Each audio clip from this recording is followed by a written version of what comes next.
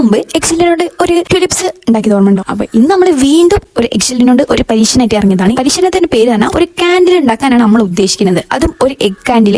Ready ആവോ ഇല്ല അറിയില്ല, നമുക്ക് എന്തായാലും ഒന്ന് ചെയ്ത് നോക്കാം. അതിനായിട്ട് ഞാൻ ഇവിടെ ഒരു എക്സൽ എടുത്ത് കൊണ്ടുവന്നിട്ടുണ്ട്. ഈ എക്സലിലേക്ക് ഞാൻ എന്റെ വീട്ടിലുള്ള 2-3 സാധാ കാൻഡിൽസ് ജസ്റ്റ് എടുത്ത് അതൊന്ന് പൊട്ടിച്ച് ഈ പദത്തിലേക്ക് ഇട്ട് കൊടുക്കുന്നുണ്ട് കേട്ടോ. എന്നിട്ട് ഒരു ക്രയോൺസ് വേണം. എന്റെ പിങ്ക് ക്രയോൺ മാത്രമായിരുന്നു ഉണ്ടായിരുന്നത്, അതാണ് ഞാൻ അതെടുത്തത്. നിങ്ങളിൽ ഏത് ക്രയോൺ ആണുള്ളത് അത് നിങ്ങൾക്ക് യൂസ് ചെയ്യാം. ഞാൻ ആ ഒരു ക്രയോണും ഇതിലേക്ക് പൊട്ടിച്ചെടുത്ത് ഒന്ന് മെൽറ്റ് ചെയ്യാൻ വേണ്ടിയിട്ട് ജസ്റ്റ് പോകുന്നുണ്ട്. ഒന്ന് മെൽറ്റ് ചെയ്തെടുത്തിട്ടുണ്ട്. അതിന് മുമ്പ് ഈ ഒരു എക്സലിൽ ജസ്റ്റ് ഒന്ന് ഞാൻ കോമ്പസ് ഉപയോഗിച്ച് ജസ്റ്റ് അതിന്റെ എൻഡിൽ ഒന്ന് ജസ്റ്റ് ഒരു ഹോൾ ഇട്ട് കൊടുക്കുന്നുണ്ട്.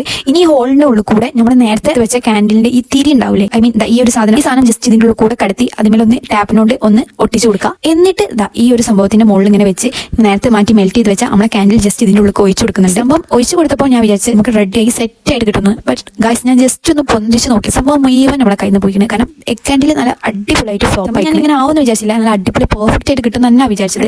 എന്താ മിസ്റ്റേക്കിന്റെ അടുത്ത് പറ്റിയെന്ന് അറിയില്ല, ജസ്റ്റ് നന്നായിട്ട് ഫ്ലോപ്പ് ആയിട്ടുണ്ട്. എന്തായാലും സാരില്ല, നമുക്ക് അടുത്ത ഒരു വട്ടം പണി നമുക്കൊന്ന് ഉണ്ടാക്കി നോക്കാം. അതിൽ നമുക്ക് എന്തായാലും ഉഷാറാവുമെന്ന് വിചാരിക്കാം. അതുപോലെ ഗിവയുടെ കാര്യം മറക്കണ്ട, കാരണം ഇന്ന് വൈകുന്നേരമാണ് നമ്മൾ ഗിവ വിന്നറെ അനൗൺസ് ചെയ്യുക. അപ്പം എല്ലാവരും പാർട്ടിസിപ്പേറ്റ് ചെയ്യുക. പാർട്ടിസിപ്പേറ്റ് ചെയ്യണമെങ്കിൽ എന്റെ ചാനൽ ഒന്ന് സബ്സ്ക്രൈബ് ചെയ്യുക, നിങ്ങളുടെ പേര് കമന്റ് ചെയ്യുക, ഷെയർ ചെയ്യുക. അപ്പോൾ കേട്ടോ, ബൈ.